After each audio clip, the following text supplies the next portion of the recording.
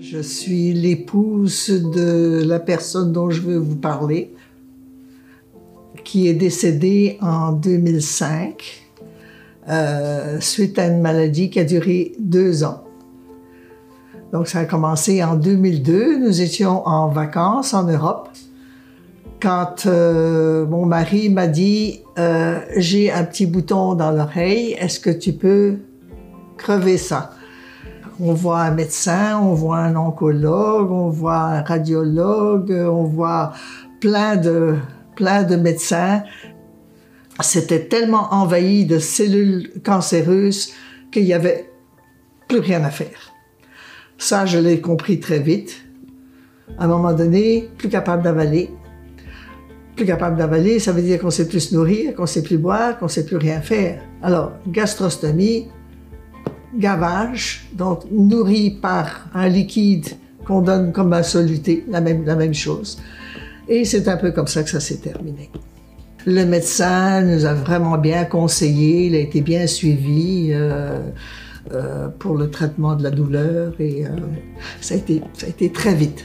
Ça a été très très vite. Il est devenu inconscient et puis il est parti le soir. À partir du moment où le diagnostic est on ne peut plus rien faire, c'est sûr que c'est soins palliatifs. Bon, on ne veut pas voir partir les siens, on ne veut pas qu'ils meurent. Partir à 73 ans, c'est encore bien jeune. Bon, mais à un moment donné, quand on voit la maladie évoluer,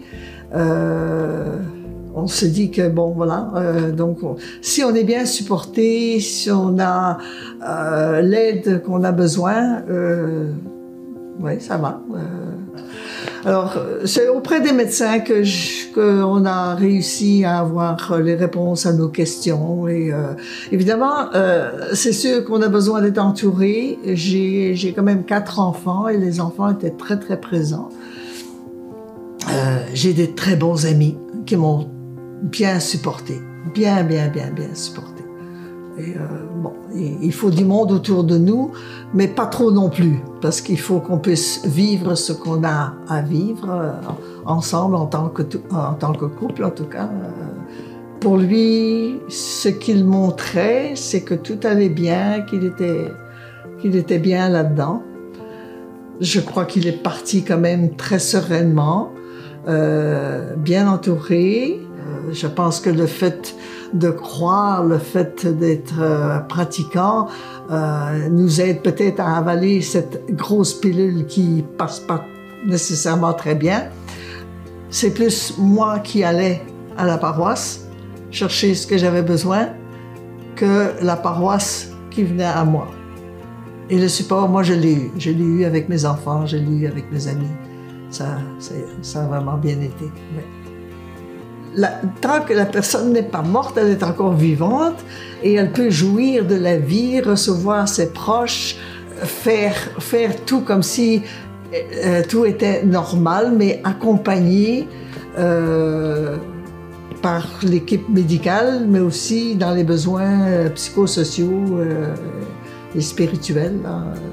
Père notre cher, tant qu'on est vivant, il n'est plus là. Et, il y a plein de souvenirs dans la maison, il y a plein de choses qui rappellent. Et avec le temps, la douleur de la perte s'estompe doucement, mais ça ne veut pas dire qu'il n'y a pas des jours où c'est pas douloureux. C'est important de vivre cette expérience accompagnée.